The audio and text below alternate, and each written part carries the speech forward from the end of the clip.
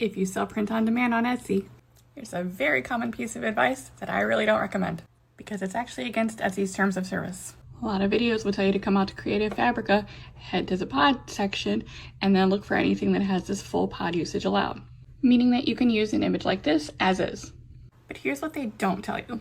If you're selling on your own website like Shopify, that is absolutely okay to do that. However, if you're on Etsy, it's against their terms of service to use it as is. And that's because you're already using a production partner for your printing of the design. Unless you're a reseller of supplies or selling vintage items, Etsy otherwise requires that your item be handmade, which means you need to have been involved in some part of the creative process. So you're either considered a maker or a designer. So makers might download a pre-existing design, but they're then usually doing their own sublimation or vinyl work. On the flip side, if you're using print on demand, you're already outsourcing the production of your item, which means you need to have some sort of hand in the design itself. So you can start with an existing design, but you need to somehow make it your own.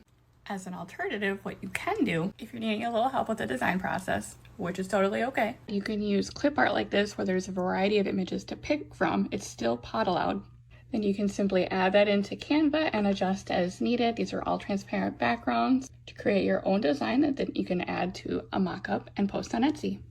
You can also add text or add other elements to the pre-existing design as well. Get creative with it, have fun, and drop any questions in the comments.